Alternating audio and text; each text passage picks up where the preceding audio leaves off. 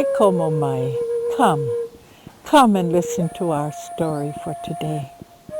It'll be one that you'll keep in your mind and you'll keep in your heart and you will share all your life.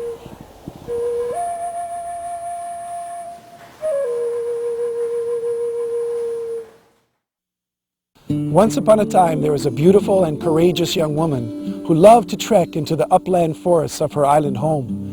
She was Queen Emma, Emalani of the Kingdom of Hawaii. On one such journey in 1871, her company sang, danced, told stories, and wrote poetry of their experiences in the magical upland forests of the oldest island, Kauai.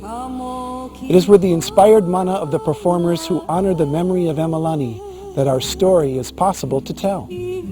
Our story is based on her life and journey as seen through the eyes of the performers, dancers, and scholars who honor her memory annually at the Ao'a Emalani I Alaka Festival, hosted every year in Kokee State Park by Alaka, Kokee Natural History Museum. As a teller of tales myself, I know very well that something special happens when we look into the past. We see through our imagination how people felt about Queen Emma and how she met the challenges of her life. Long live Kaleleonalani, traveler of the mountains.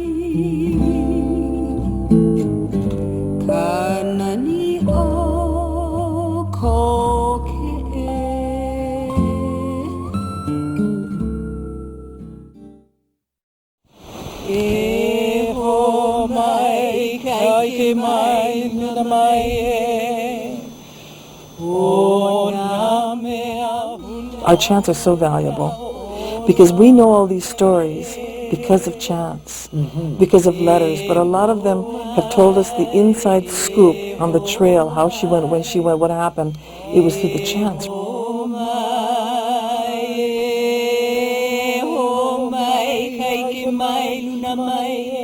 By doing all of the dances that we do, we are able to bring our ali'i back to life again.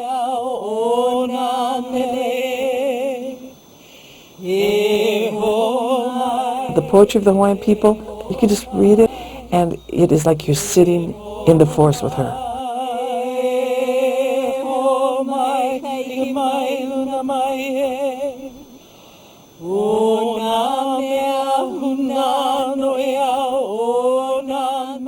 Prepare when we dance, when we do our chants. We're connecting with this ancient way of life and ancient wisdom. And we need that in these modern times.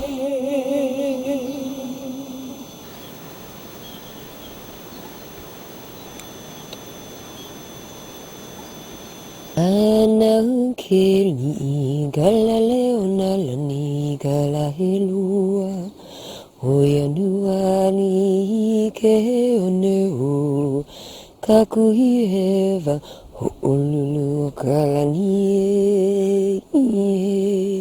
Oh, that chant is so beautiful. That's a birth chant for Emalani.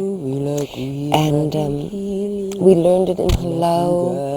We've chanted it up here many times for Emma at the festival. We have loved it and done it, and it's just so meaningful to me because it speaks of her birthday, which was this La Ilua o Yanuwali, the 2nd of January. And then it talks about all the auspicious signs of the heavens and the rumbling of the earth. The lands were rumbling, the heavens were rumbling, and there was lightning flashing, all the signs that would tell of a great ali'i being born. So she's courageous, she's adventurous, and she's the queen.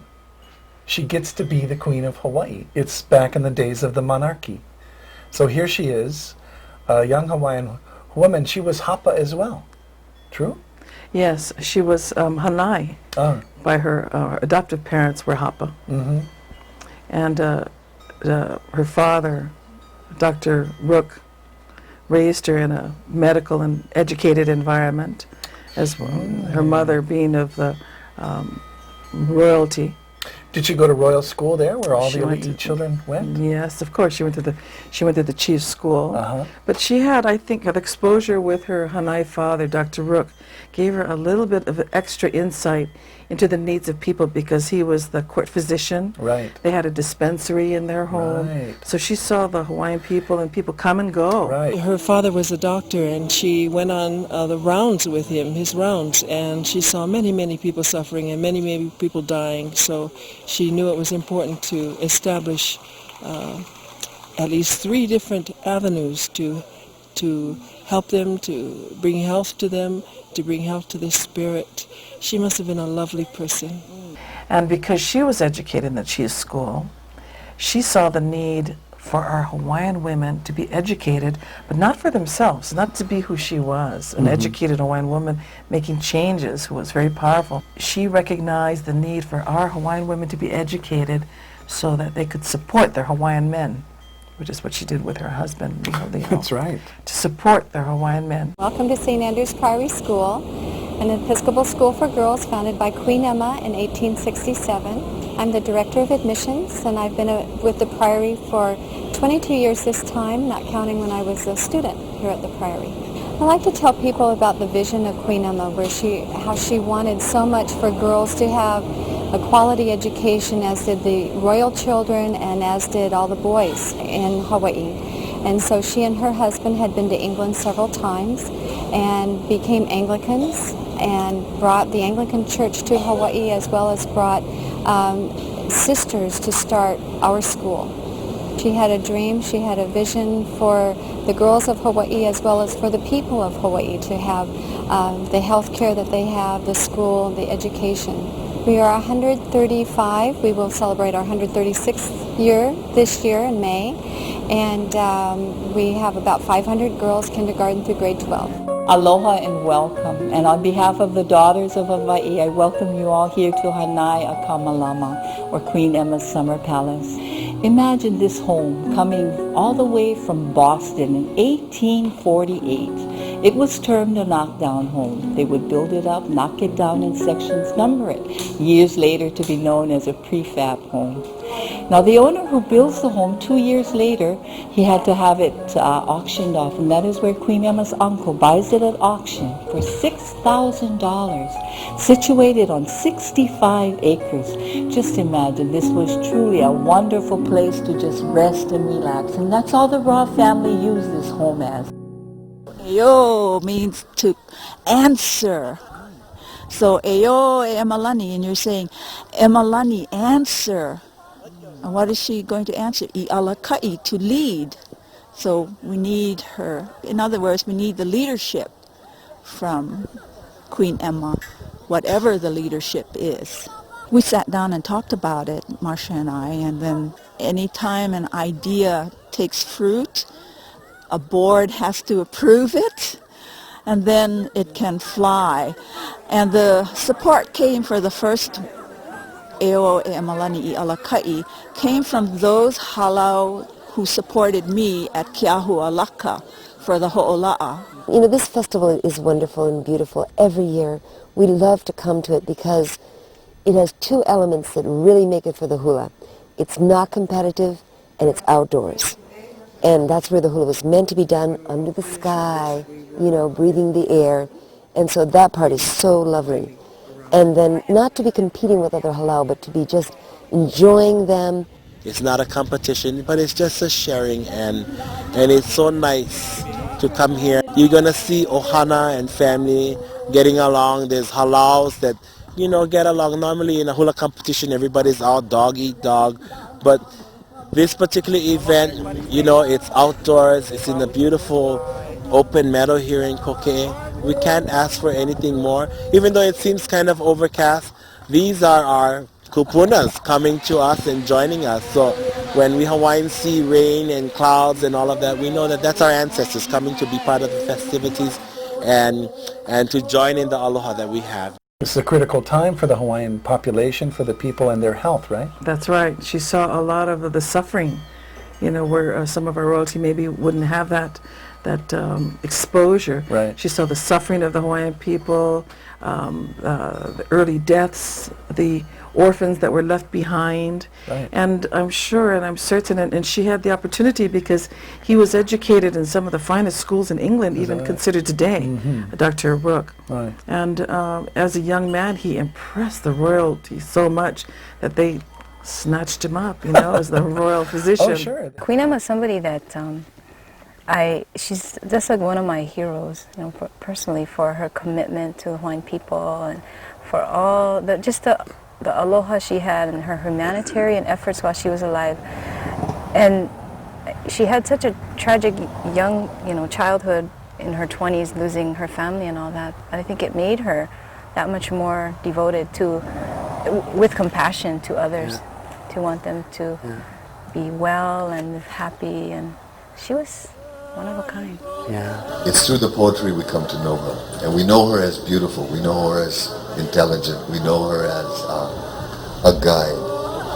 But one of the things that so strikes me today, the reason it's important in a very Hawaiian way, to find your path forward by looking backwards, is we need to look for role models, for leadership, and for guidance today. And I think in so many ways, Emalani, Kaleleo Nalani, is such a leader for her people. Kind of amazing because kind of what we were talking about yesterday, how in that time, the time that's gone already, gone away, there was no need to prove you were Hawaiian or have to be a certain way to be Hawaiian because you were Hawaiian. It didn't matter. Through and through. Through and through, in your thinking, in your processing, in your communication, in your connecting with people, you were fully Hawaiian. You didn't have to do anything to make it feel like you were or weren't. And there was no pointing of fingers if you were or weren't. It was this really, and so when we were talking about Queen Emma and, how she was sort of, straddling two worlds, one sort of the English-speaking, American-influenced world, and then this full-on, being this full Hawaiian person who lived and breathed being Hawaiian. It was kind of amazing thinking back to a time that it was like that. It makes me feel that she was a person who knew both worlds, and like people can do today, people that are strongly Christian in their faith, or strongly Hawaiian in their cultural background. They don't have to be mutually exclusive. You know what I'm saying? They can find a way to make that work together, like she did. Mahalo. Yeah. That's so true. I think that's what we need to learn today. That there is never one way. There's never one way. She was a powerful woman, and she shows us that it's true. And she set an example for us that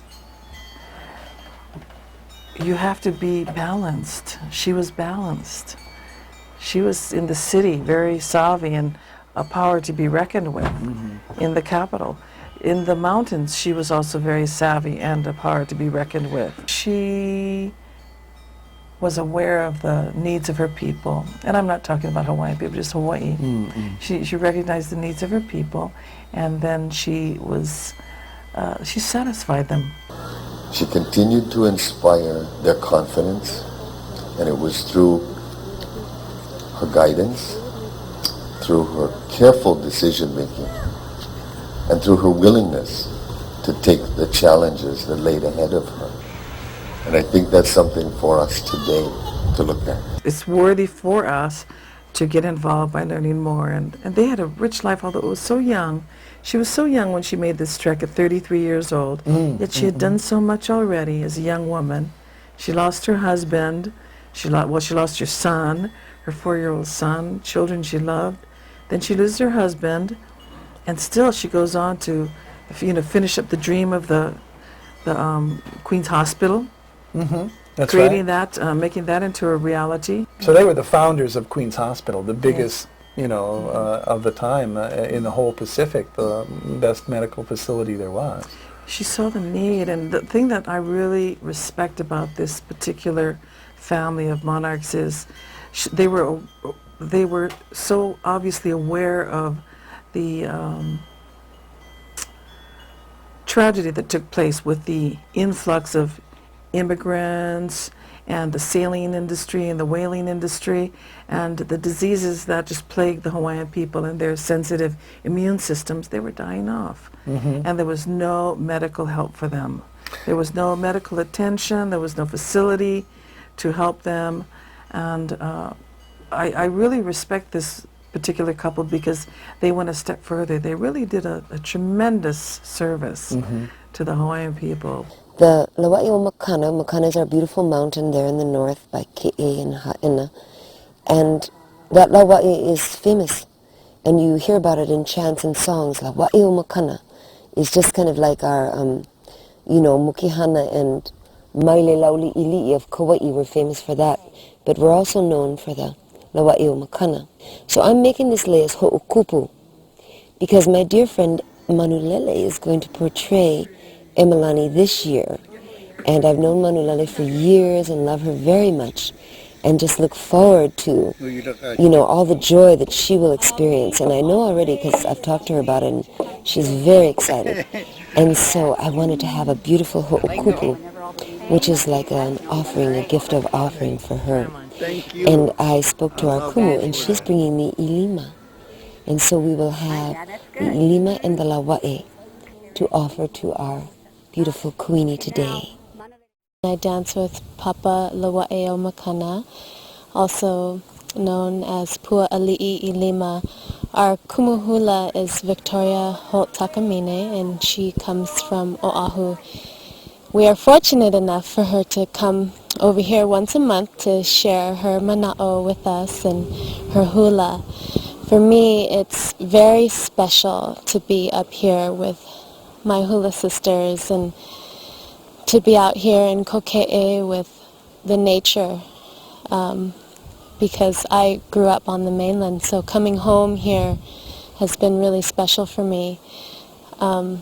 My grandmother, Auntie Angeline, is also in our hula halau, so to have her dancing behind me and singing, to hear her singing in my ear is a great comfort and joy for me.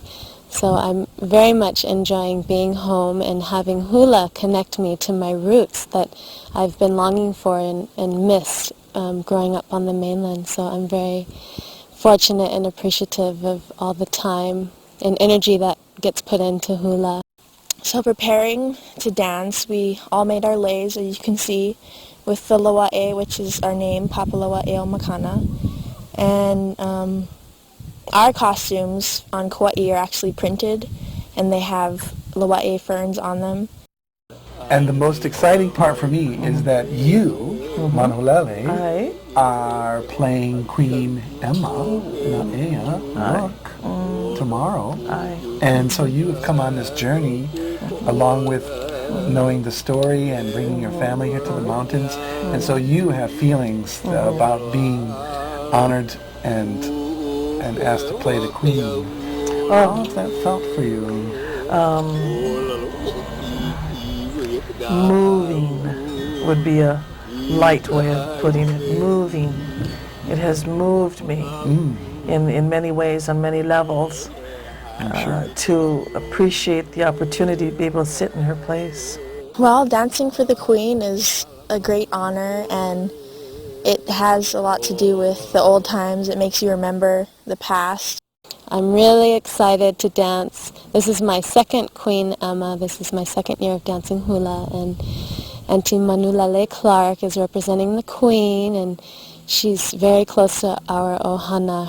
So it's going to be really special for me dancing for the Queen, as is for everyone else, but to have her out there representing our Queen Emma is going to be even more special for me because I have a great connection with her. So when we were getting ready for this, I was trying to think, what numbers you folks could do, because we think, well, it's Kauai and it's Queen Emma, and it has to be related to that somehow. So I was trying to think, what do they know that we could do? And the first thing I was thinking of actually was our Nohili chant, which you know and love. One of the reasons why I wanted you folks to work so hard to get ready, and I wanted to do it with you, because since my mom was here, I could turn into the dancer again since I have my kumu with me, but was because of the history of that dance, that routine, and how it's been passed on to the family, and that Sweetheart Grandma was someone that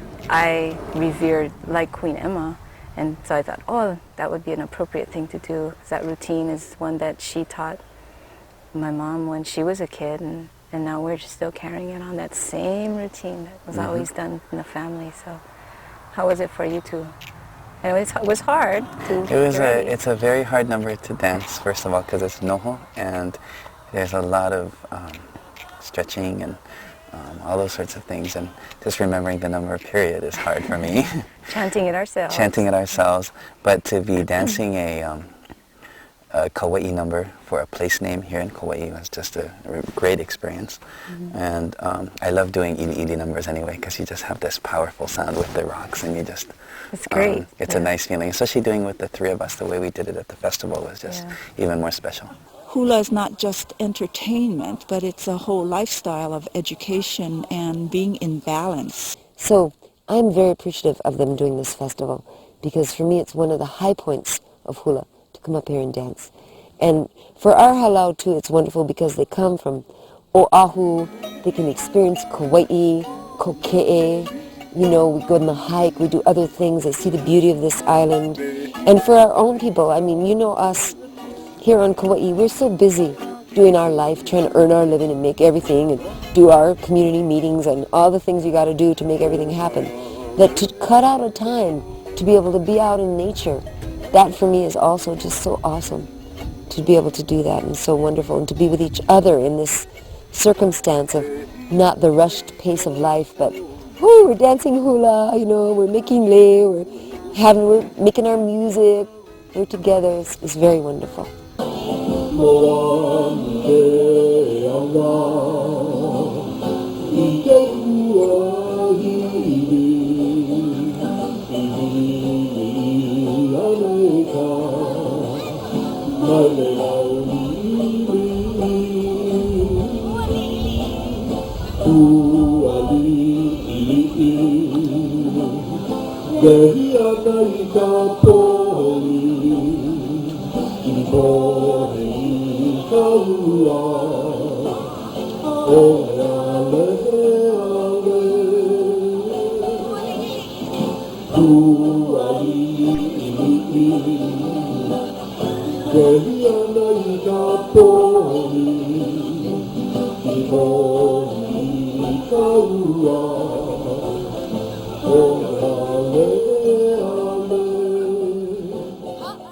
What about the ulili that you folks use? The ulili was really great because it's the, you know, that using the rattle in that way that a lot of people have never seen before.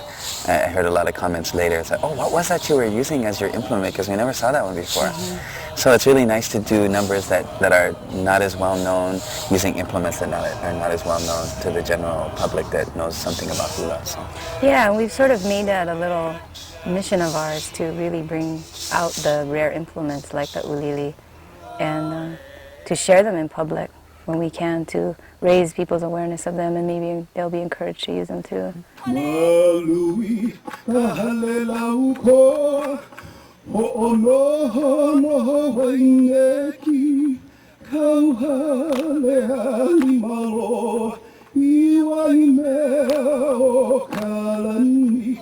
O kahi hula hula, kanona Emalani, I ka ua I ka nana, ka he he, ka ihona. O kahi hula hula, kanona Emalani. Ai, o puke kala ma kahikina. O puka, puke kala ma kahikina. Iko wa heleo, kai ahalaina I moke iaka. Ela kala I kau ime, me mai na I moka. Wano ake anu, moka iwa iwa.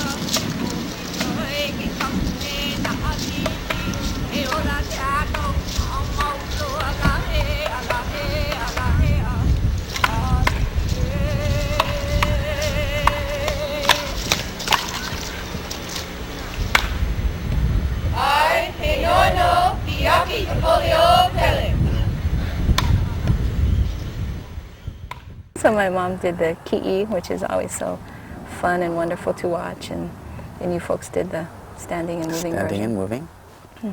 Yeah, that was a nice number to do, just because it starts out with Auntie Nona with the ki'i, and that already brings the spirit of the whole hula. It just brings it to the audience and sets the tone, and the whole ambiance is already ready for us to dance. So there's no better way to dance than to have that kind of beginning. We used to make the ki'i of small baby coconuts, make the little hook at the back for the fingers, and then dress in a nice little costume. And the telling of the story, supposedly by the ki'i. And let me get my hands in here, and so I can wave her arms to you. Can I wave her arms to you? She's a little travel worn. Oh, I forgot to comb her hair. Oh, wait. Ke hala punai kamakani, ha'akaulu halai ke au, ha'ahae na me hopoi, ha'akawahine ami kayo na nahuti, hulale avale, ikayo na nahuti, hulale avale, ikayo na nahuti.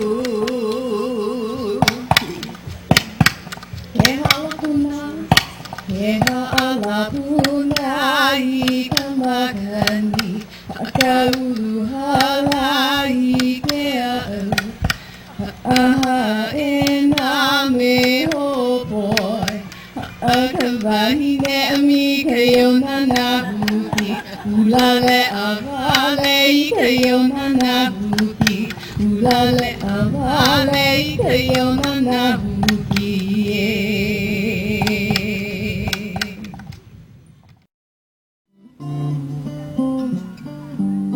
Haina mai ka puana, o mawino e ka ue, kaliko pua o ke lani, kupulei a launa ona, kaliko pua o ke lani, kupulei a launa ona.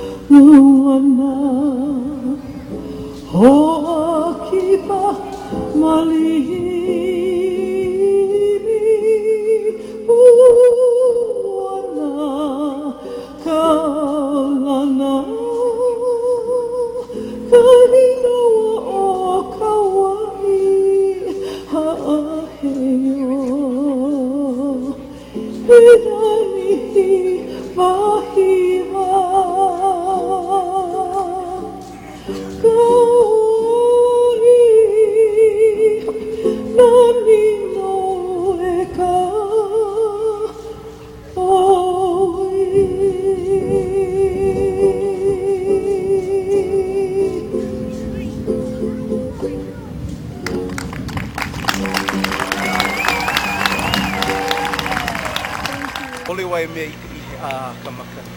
Hole wai mea i ka ihe a kamakani. Hamana ale aki ki pupu. E la au hala ia noke anu.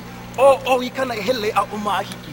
Tu, a kula ko oi ka malanai aki ki pupu. Holu ka maka o ka oha vai a uli. Nini au e haka. Hua ki koa heiki anu kana hele o oika. E ala, hole wai mea. Hole wai mea i ka ihe a kamakani. Hamane ale aki ki pupu. E la au hala ia noke anu. O i kana hele a o mahiki. Tu, a kula ko oi ka malanai aki ki pupu. Holu ka maka o ka oha vai a uli. Nini au e haka, hoki koe e ki anu ka ne hele oi. E ala, e ala, e. No, no, kape.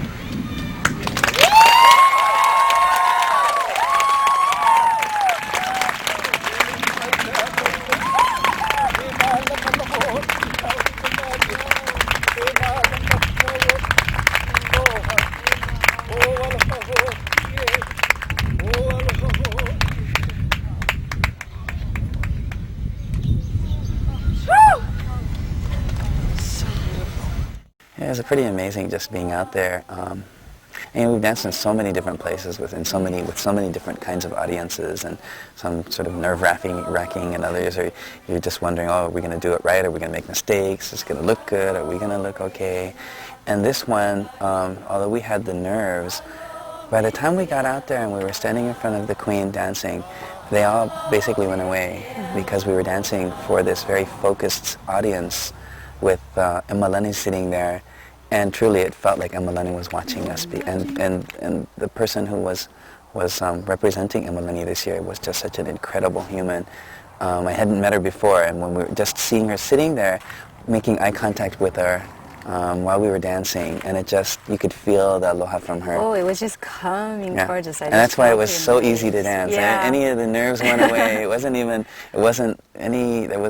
nothing that could stop us from doing just a really great presentation, just because it was, it was really coming from our hearts, I think, and going to this special person. So. In the old days, I wouldn't be able to walk in her shadow, and you know, all the kapu system, that this regal woman, she was regal, but she was also rugged. There were kapus that she broke, and they were told, no, you know, protocol is you cannot touch the Queen, and they refused. They said, no, we're going to okupu her, we're going to mahalo her. You know, we want to aloha her. And so when the Queen learned that this was the way they felt, you know, very adamant about being able to aloha her, she says, okay, we're gonna axe that one. You know, we're gonna let the people come. We feel a closest and affinity to Queen Emma, and of course Queen Emma is my favorite ali'i, and I know a lot of dances for Queen Emma that have been passed on through to us actually, and most of the dances we perform today come from the repertoire of Joseph Inala-Ole, who was one of the late great kumuhulas, and it's a privilege and an honor, and also a great responsibility at the same time to carry on these dances, because if we don't dance the dances, then the dances don't get done, our ali'i don't live. By doing all of the dances that we do, we are able to bring our ali'i back to life again. So there was a lot of tragedy in her life, we know that, and the death of her boy, the death of her husband, and the loss to the kingdom. Here's the heir, one of the heirs to the throne. And that was so precious, right? Only child, too. Right, You know, only child. Right. So precious. And I believe that must have been one of the reasons that she would come up to Kokei. She was like many of us who come up here in search of the strength of the Aina. And The healing power and the healing strength of the Aina and her culture. They've been, you know, they're all just drenched. Yeah, drenched, and they were huddled together, and they were trying to stay warm, and they couldn't. Right. It was impossibility. So they were moved by her chanting. She chanted familiar Kauai chants. And that really warmed their spirits and kept them through the night. No one could sleep. According to Dr. George Kanahele and his book, he says they were so cold and wet, no one slept, although they tried to keep warm. And then she chanted to them. So that's what I look forward to doing. She was aware of the needs of her people, and I'm not talking about Hawaiian people, just Hawaii. She recognized the needs of her people, and then she satisfied them. You know, stop, feed my people, let my people rest, and then she would cuddle them by chanting to them, singing to them, just to mahalo them. Here she was, this very politically strong figure in Hawaii, the territory of Hawaii, and when she goes on these adventures that she says, I want to go here, she has the power to, say, did she take her political comrades? Did she take the governor or the mayor? Guys, yeah. Did she take the educators with her? No, because she was a very political woman. She was very political, and she was also a very Christian woman. But she also, this is why I like her, another really strong quality, I think, that can help us today as young Hawaiian women, as young women, period, as we can look at her and what we can learn from her. She took her Christianity, but she also respected her roots, her culture. So when she went up into her retreat, to her adventure, did she take this? No. Did she take her ministers? No. She respected her Hawaiian culture, loved her Hawaiian culture. She took her kumus and her hula sisters. And I think for her, just the connection with people, connection with her people with who she felt were so threatened in so many ways, not just physically, but just culturally and linguistically and all that, and to come to Kokee and to be with the people the way she was, to just come to Kauai even, and all the many things she did on this island, just endeared her so much to them. She came to the mountain, as many of us do today even, to draw her strength and to rejuvenate herself and to fill herself with appreciation for God and beauty and hula, friendship, And I respect that in a woman in the 1800s. I think women today are so much like Emma in a lot of big and small ways. I mean, we were just talking last evening in the cottage with the women here, and the things that we've all overcome as single parents, as surviving spouses, teachers, raising children, just being a woman today. And there are super stories, super moms, super women everywhere today. There's so many. So you see it more as during her time. Right. During her time. That's why she would have been perfect today. I mean, she is the woman of today. But this is in 1871. Right. The forest is fragrant with the breath of the lehua, and we bring the fragrance of the hala from the Big Island. And it's a sight that we have long looked forward to be with friends. It touches our hearts and makes us more aware of how precious friendship is. If we as a people don't know our foundation, then we have no foundation. So it's important for everyone to know the history, the philosophy, the thoughts that went into all things that have formed our history that's here today. And hopefully it takes us to a better place tomorrow. Much of us today never lived under the monarchy, so we don't have this closeness, but through the hula we are able to bring ourselves closer to the ali'i and to bring them alive again, make them alive in our hearts. And for the last 3 days, my students and I have been together on this island for the first time, and it's been magical, and we thank Kauai for that. We thank your island. I think we need to learn from what she did. We need to learn as modern Hawaiians that although we need to love and respect our past, we need to live in the present. That's one of the big messages that I get from Emma. She was from the past, but she lived in the present. And she contributed to go into the future with that attitude with courage, with arrogance even, with arrogance. And said, Pakiki, the governor called her. She's Pakiki about this track. She won't listen to anybody. She's stubborn. And I think we need to be that way in our history today, as we're moving into the future as Hawaiians. Not to live in the past or the pain or the suffering of the past, which she could have done as a woman living in the mourning or through the mourning of her loss. Right. She could have done that, but she didn't.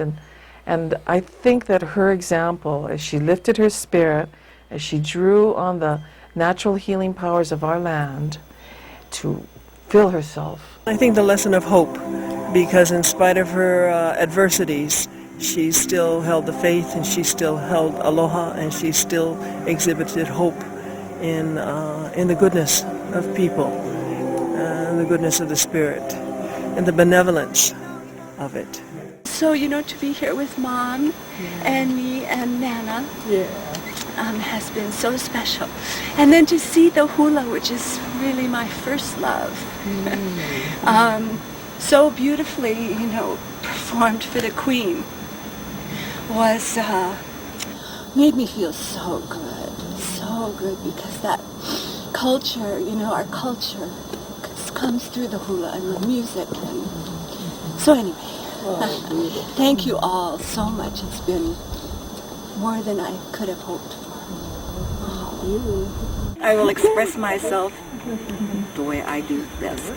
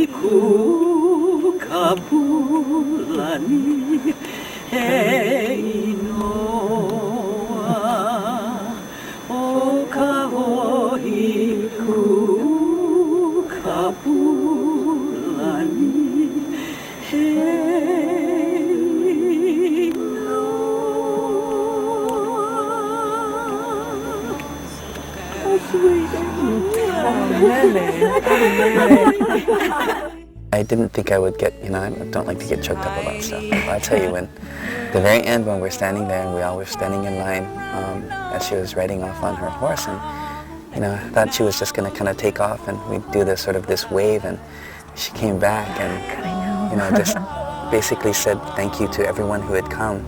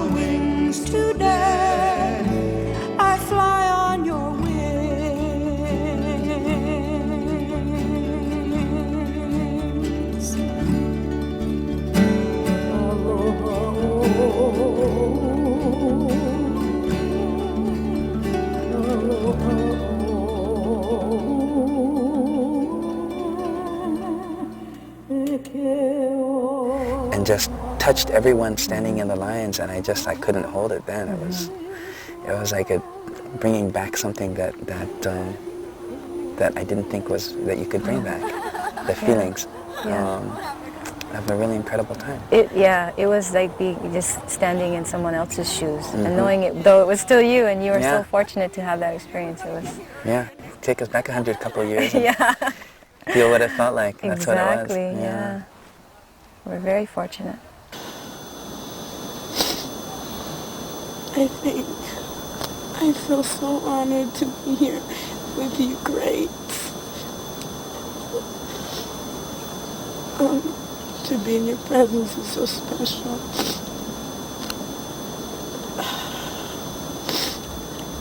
And I'm so proud of you. You are so beautiful. You are such a queen to me every day.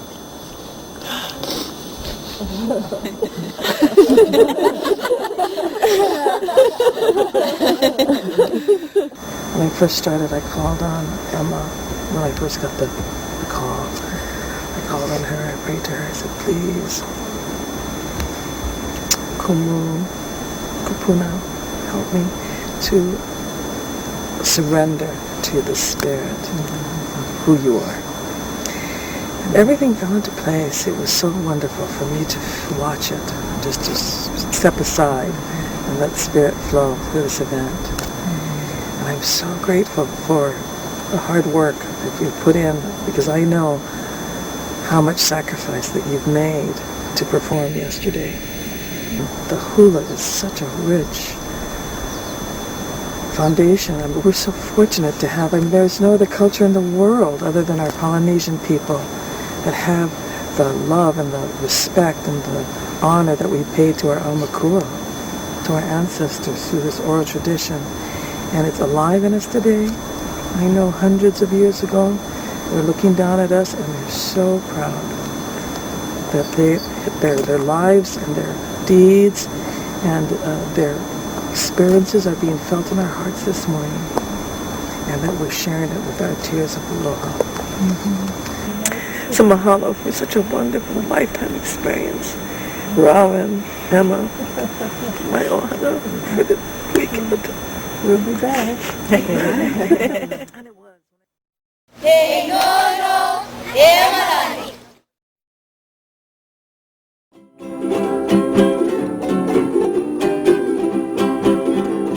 A lazy gift of love from your family, a gift of love and beauty for you and me.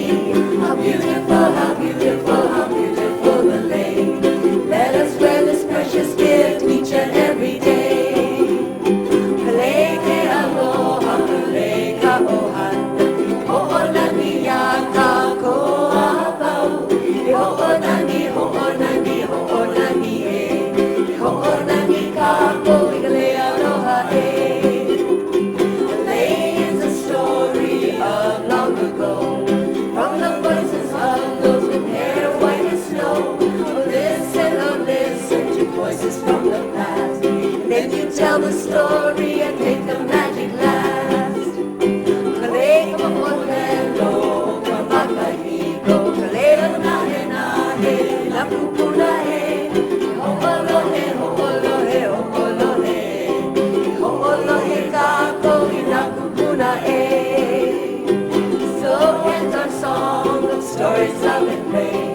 Gentle voices from the past, still heard today. A joyful life forever to decide and hope we love. Our hearts are filled with thankfulness for blessings from above. Ha'ina ia mai, kapuana e. Mo'olelo ke aloha, apekale. E ola, e ola, e ola e. Mo'olelo ke aloha, apekale. Mo'olelo ke aloha, apekale. Woo! All right! Oh, I think we did it. We did it, Auntie. Thank you. Mahalo nui loa. That was so good, baby. Oh, honey, you good. Oh, Sissy Lee. Oh, my gosh. That was awesome.